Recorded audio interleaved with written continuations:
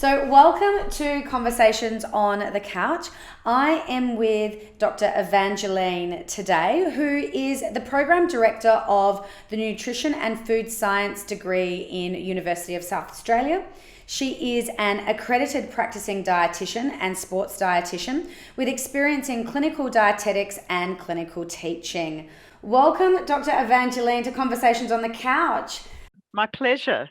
I am really excited about chatting to you today. The other week we spoke to Dr. Ben in regards to exercise and mental health.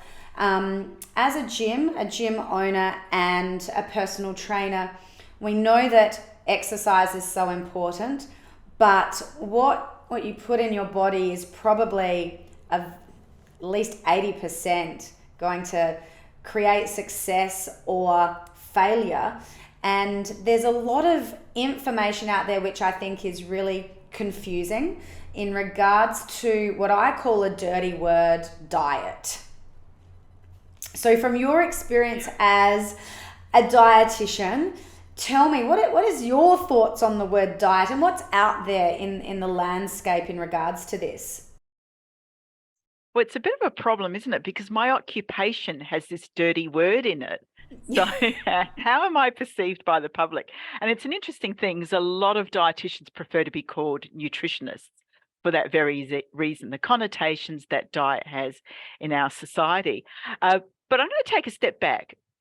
People can probably gather from my name that my background is Greek. Mm. And I'm going to do the big fat Greek wedding thing and say the origin of the word diet actually comes from the Greek word dieta, which actually means the way you choose to live your life. Right. So it's actually got nothing to, well, it's got a little bit to do with food because food is a critical component of our life, but it's also got to do with the way we exercise, perhaps, the spiritual parts of our life, also who we associate with, all those decisions we make in our life, sleeping, working, all of that stuff. But let's go back to what that word diet means in the Australian context. And yes, it often means a restrictive form of eating, which often people associate with some sort of pain, to be honest, that, they can't eat a particular food. And it is really complicated about, well, what do we do with this word? But I think what people have to accept is that a diet isn't a restrictive form of eating. It's the foods that you choose to eat. And the foods we choose to eat should include the foods that we really like, so long as they come from the Australian Guide to Healthy Eating. There's always a proviso in there, isn't there? Yeah.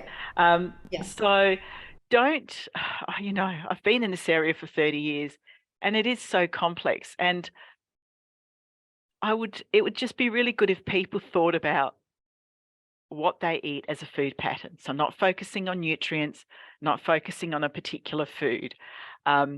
And if you do, what you do most of the time is what's going to count. So if you've got that occasional, so, most of the time, if you're following the Australian Guide to Healthy Eating, which is lots of fruit, lots of vegetables, grains, cereals, a little bit of meat, a little bit of dairy. And then if you do that and you do have those other foods that we are taught that aren't correct to eat, then they're not going to become a problem. So what you do 80% of the time is what's the most important. So if you like chocolate, have chocolate, but really enjoy it when you're having it and have a good quality chocolate. So don't eat the chocolate and go, oh, I feel really guilty. I've done this. This is terrible. It's ruined my diet. I may as well finish the whole block, or I may as well finish the whole packet of Tim Tams. Just sit down, enjoy it, have it in a relaxed manner, have it in your favorite part of the house or garden and actually enjoy it. And then go, okay, I had that. It was great. I really enjoyed it.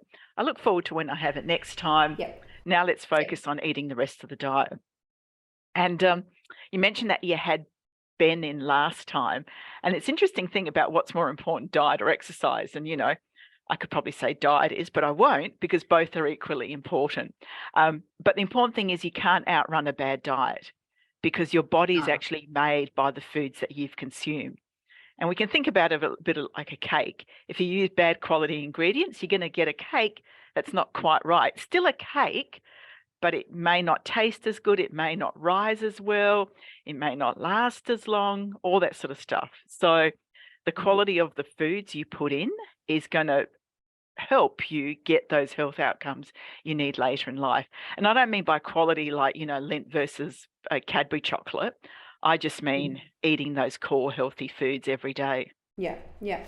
And in terms of, the 30 years that you've been in this industry, what are some of the changes that you've seen in terms of, I suppose, like the food pyramid as opposed to a healthy plate? Like what has changed, and where does that, I feel sometimes people that come to our gym are stuck on this old system. How do we re-educate people into this new way of eating, I suppose? Yeah, well, that's an interesting question, because I think in reality we haven't had a lot change.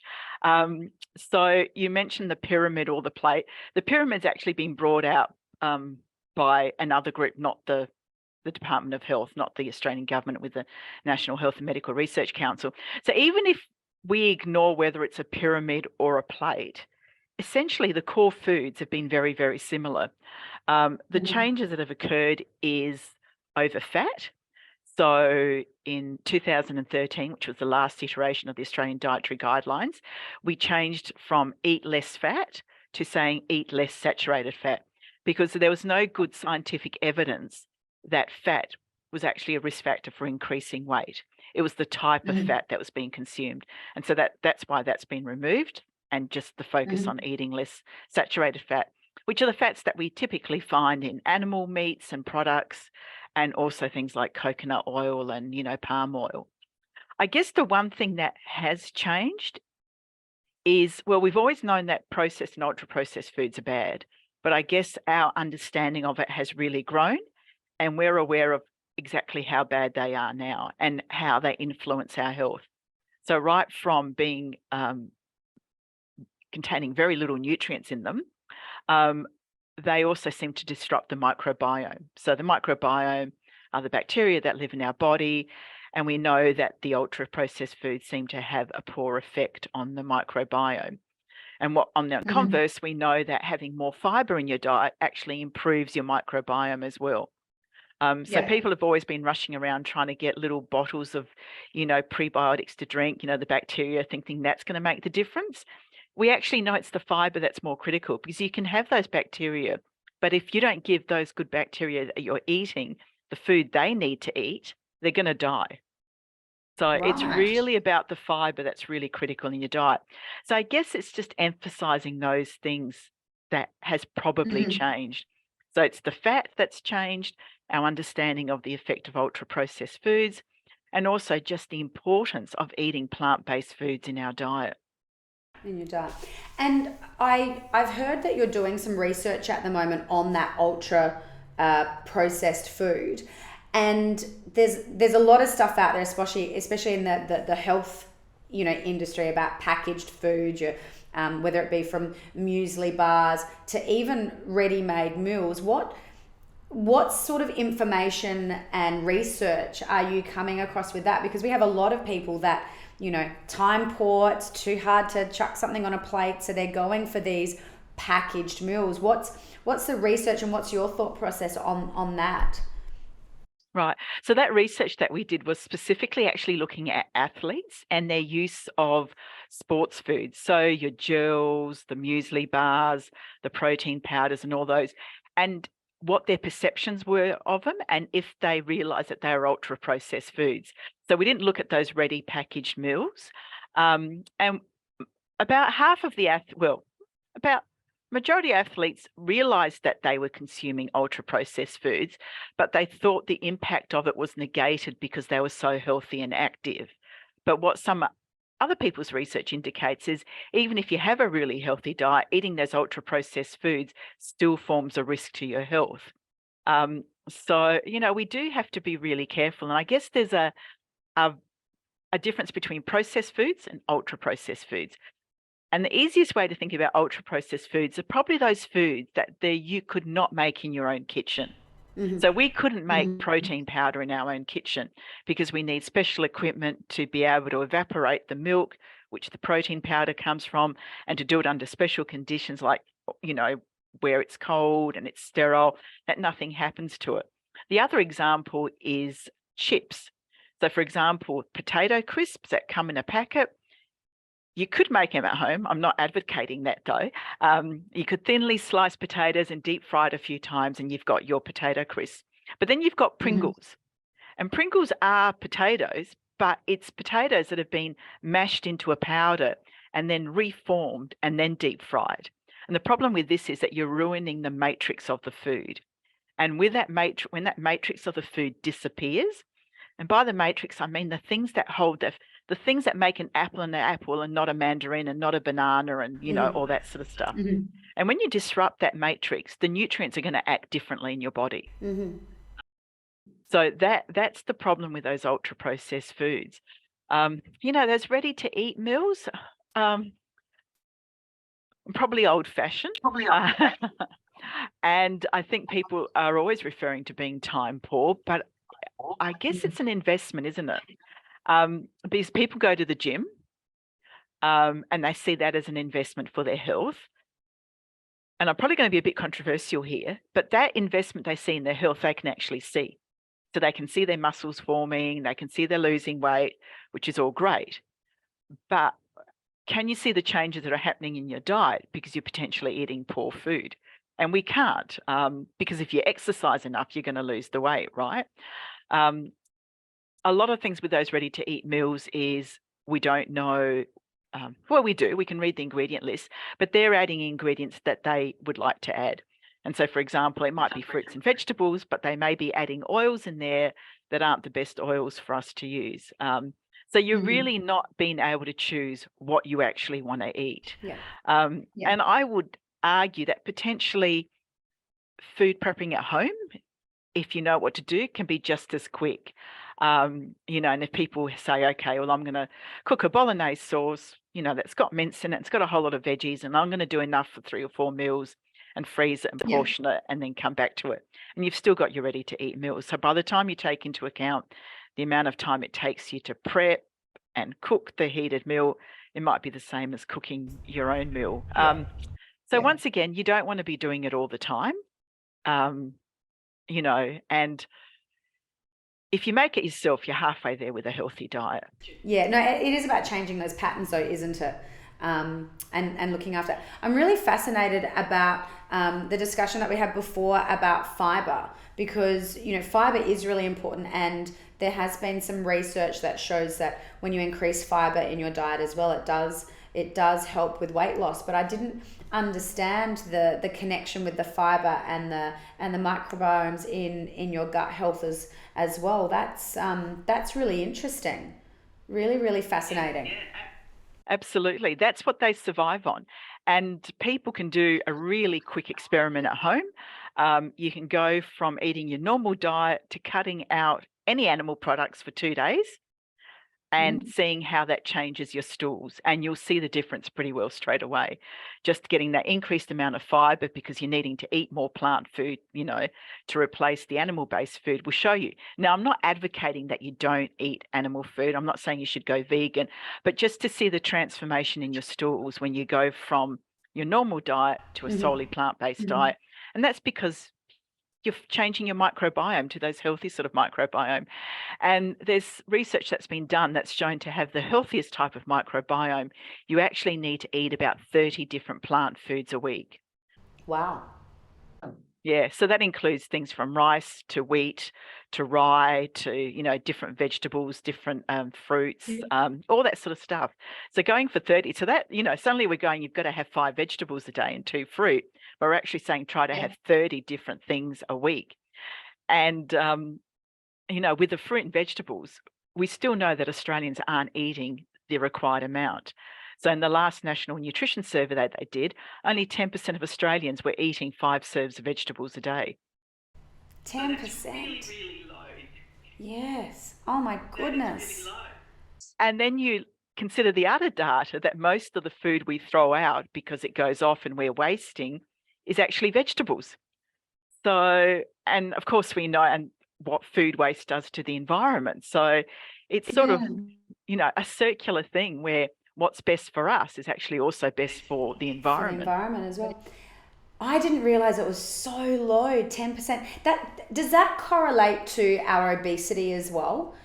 Like, so like if you look at that and you go, and like type 2 diabetes and heart disease and all that sort of stuff. So does that sort of have some reference point as well, that these diets that don't have the fruit and vegetables are more likely to be on the other scale? Absolutely. We know the data is there. And that's why that level of fruit and vegetables has been recommended in the dietary guidelines, because we know at that point you have the best outcome for all those chronic diseases that plague our society. Some countries actually have higher levels of vegetables that are required than we do. So, maybe five's not enough. Who knows? But certainly we should be aiming to have 5 a day.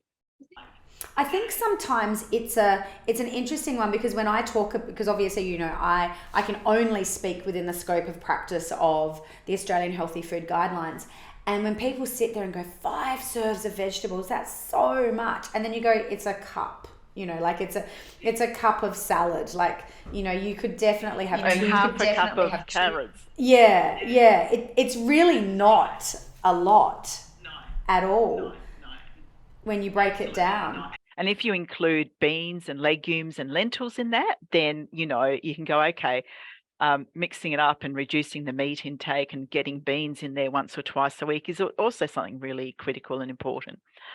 Because, every different fruit and vegetable and bean and legume looks different and is different because it contains different nutrients in it. Yeah. So you've got to have variety. Yeah, and do they help with the fibre and the gut health as well, like including those beans? Yep, absolutely. You can just ask any 10-year-old boy about that. They love beans because it causes a lot of wind. So yes, they are particularly good for the microbiome. Yeah.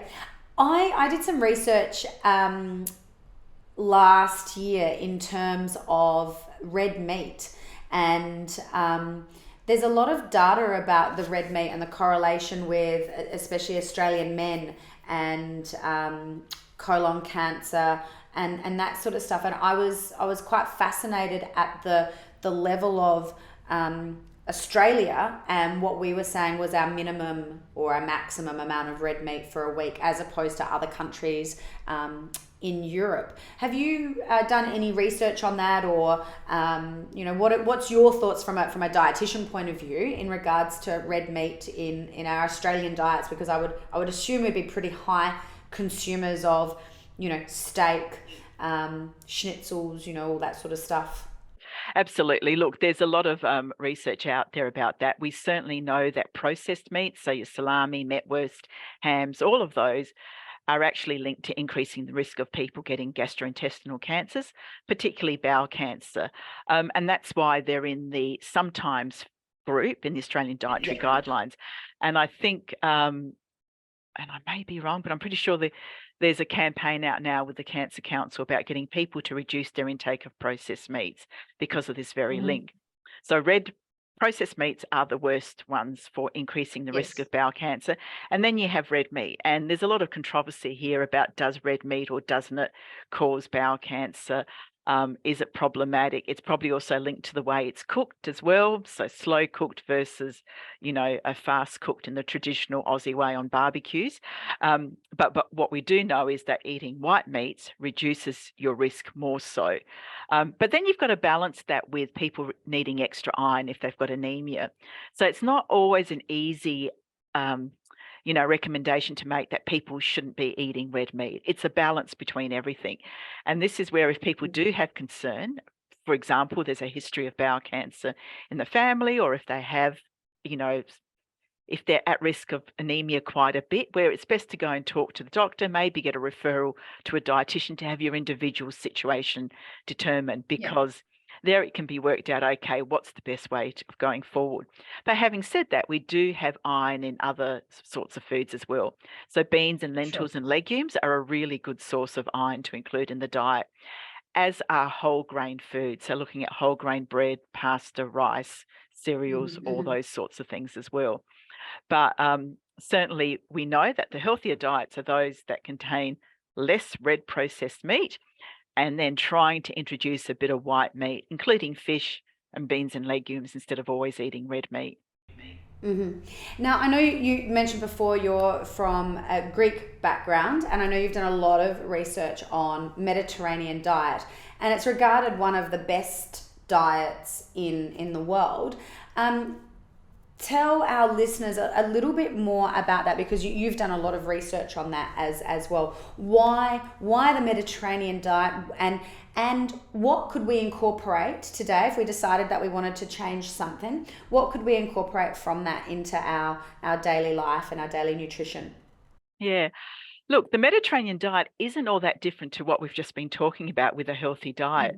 So basically, it's a diet that's quite low in red meat. It's recommended it's only eaten once or twice a week in the Mediterranean diet pattern, and that white meat or fish is the preferred meat. So you can see here, it's just what we've been talking about. The other aspect is it's really high in vegetables, and they also include a lot of green leafy vegetables in it. I guess the thing that people most associate with the Mediterranean diet is the use of olive oil. And in the traditional Mediterranean diet, that's the only oil that was used. So there was no butter, there was no margarine, there was no cream, there was none of that.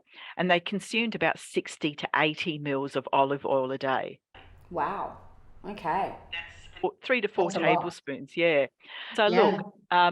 I think what these patterns tell us, the Mediterranean dietary pattern, the Australian Guide to Healthy Eating, is it's really about trying to get away from those processed and ultra-processed foods and trying to have a lot of plant food as the base of your diet. Neither of these are saying don't have, animal products in there. The meat is important, and the meat is important for athletes, and we may want to touch on that. But also the dairy is critical, because the dairy supplies protein, but it also supplies calcium. So we do still need to continue those. But we know there's added benefit from having the fermented dairy. So the things like your yogurt and cheese, which are fermented products, are going to provide you additional benefits, not just because of the bacteria in them, but when the product is fermented, it once again changes that food matrix and changes the composition of some of the other nutrients, where it gives us extra benefits. Yeah, okay. So you mentioned about athletes. Now we do have quite a few athletes that we train.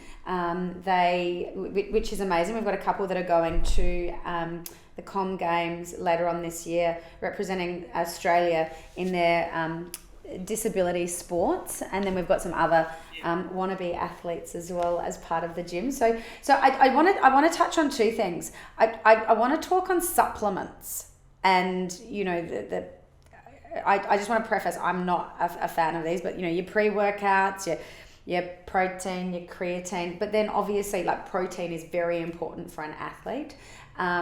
So let's you're the specialist here. You're the lady with all the knowledge. Give us the lowdown. Okay, so in regards to protein, about 99% of Australians consume more than enough protein in their diet. So we got to remember that, okay? Athletes do need higher levels than just the regular Australian. And depending on what sort of sport they play, whether they're a strength or a endurance athlete, will depend on how much protein they need. And it ranges from about 1.4 to 2 grams per kilo of body weight that they need. But because athletes are actually consuming extra food to gain extra energy to fuel their training and their competition, typically they get extra protein with that as well. So it has been very rare for me to see an athlete who isn't getting enough protein. The problem is the timing of the protein. Once upon a time, you may remember we used to say you've got to have a certain amount of protein after a training schedule. The evidence around that has changed a little bit. And we talked about that 2-hour anabolic window. I don't know if you remember that. Yep, I actually do. Yeah. So that's changed, and now we think it's a 24-hour anabolic window. So you don't have to, so the gym junkie who used to leave the gym with their protein supplement, doesn't need to do that anymore. So what we're saying is you've got to have it within a 24-hour period, and the most important thing is to have it spaced out across the day. So not having it all at night where you have a huge steak and, custard and yogurt and whatnot. You should have equal amounts in each meal. So breakfast should have a good amount of protein in it. Normally you'd get that through milk or maybe eggs. We're not going to recommend the bacon because that's processed meat, right? So something like that. Yep. Lunchtime having, it could be an egg, it could be cheese in the sandwich, a milk drink, and then dinner time having some form of protein in either meat or beans and whatnot. So having equal amounts throughout the day is important. Do you need a protein powder? Some athletes may need a protein powder. And this is because protein powder only contains protein in it and not any extra carbohydrate or fat. So if they're trying to reduce their weight, get into a certain class, or to maintain their weight and they need the extra protein, that might be where the protein powder is of use. But of course, taking the protein powder comes with risks. It could be contaminated with banned substances. So those that are, with the Commonwealth team are probably being told not to take those because they've got to be batch tested according to what they take. But they could also contain heavy metals in them. So a lot of the powders will have heavy metals in them, which are going to be detrimental to their health as well. And people might think, oh, that's all right, we only get protein powders from America. Even the American ones can be contaminated with heavy metals. So we always say the food first approach, because they're less likely to be contaminated, but also it comes with all the other nutrients that we know of and that we don't know of that are going to be beneficial for your health. So once you take something out of food and put it into a supplement, and you're making the assumption that that's the only nutrient that comes out of the food, that's really short-sighted. And to say that that's the only nutrient that's important is also really short-sighted. So it's always a food first approach. And I've got to qualify here, I have no shares in any food companies and particularly not any milk companies, but a iced coffee is just about the perfect drink post a workout because they've got the milk in there, which gives them the protein and the calcium. It's a quicker rehydrating agent than sports drinks are, right? And then you get the caffeine, which also would boost their mental state and their, and reduce their feelings of fatigue. So it's always food first, always food first. As for those pre-workout drinks, they have not been shown to make any difference in the scientific studies. Absolutely not. And sometimes I walk into one of those supplement stores just for a bit of fun to see what they'll say to me. And what they say to me is rather bemusing. And then where I have students who work in some of those supplement stores, they say, we don't know what we're talking about. So, we've got to remember they're there to make a sale and they're there to sell their product. It's $1 billion industry, isn't it? It's absolutely, it's huge. And we do know that milk is a better hydrating agent and we get the calcium and the protein. So, and it tastes better, I think. I'm glad. I must admit, my son's an elite athlete, and we were just discussing only a couple of weeks ago about that window, that important window, and it's interesting. I've been an athlete and I train a lot as a trainer, and there's nothing worse at night, especially when you've done a really heavy session. It's hard to get the calories in, so it's great that this evidence has changed, that you can sort of get your calories and your protein throughout the day, as opposed to feeling like you have to stuff yourself. And sometimes the last thing you want to do after a really heavy session is consuming that food. So I'll be bringing that information back to the dining room table tonight. So thank you for that. Excellent. I do have another quick one for you before we go, which is sort of on the same line as supplements, vitamins and minerals. We've got a lot of people that are popping stuff all the time, whether it be the zinc or vitamin C, magnesium. What are your thoughts on those types of supplements as in terms of vitamins and minerals in your diet? Look, the evidence quite clearly tells us that unless you are deficient in it, you don't need them. And by deficient, I mean having a blood test done to check your levels, not going, oh, look, my nails look a little bit cracked. That must mean I'm low on this nutrient. And, my skin's scaly and I need this. It really has to be a blood test from the GP, which tells you your levels are too low. And the most common deficiency is going to be iron. Okay, so a lot of women are low in iron, and they'll either be recommended to take a supplement or have a blood transfusion or try to increase the amount of iron in their diet. As for the others, in Australia, it's pretty rare to get other deficiencies. Not impossible, but fairly rare. And if you're eating well, there's certainly no need to take any vitamins or minerals. Once again, there's a lot of advertising behind that, a lot of, indication of really strong athletes out there that we all know of who are taking them. But yeah, there's no need. And in fact, there's a little bit of evidence that shows, depending on what sort of nutrients go into those vitamins and minerals, that some of them may actually cause more harm than good. Very interesting. Because once again, we're taking out that nutrient from the food matrix and assuming that it's still going to work in the same way, and that there is no other nutrient that works with it to give it those perceived benefits. Because we don't know everything that's in food yet. It's a new science. We don't know what's in there yet. There are going to be many, many bioactives that are healthy. And I think people also have to remember, we evolved on food. We got to this elevated status of, the ability to do what we do in the world through eating food. Supplements only came in a few, relatively short period of time. So eat food always. Well, with that, I think I was going to ask you a question about something else, but I think we're going to leave that. I would love to get you back on and chat. I think I could chat with you all day about this. I'm super passionate about food. I'm super passionate about whole food.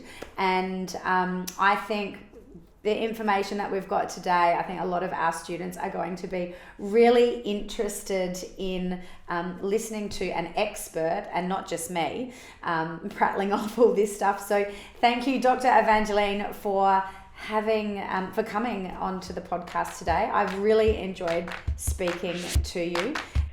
Beautiful. Thanks so much, Dr. Evangeline.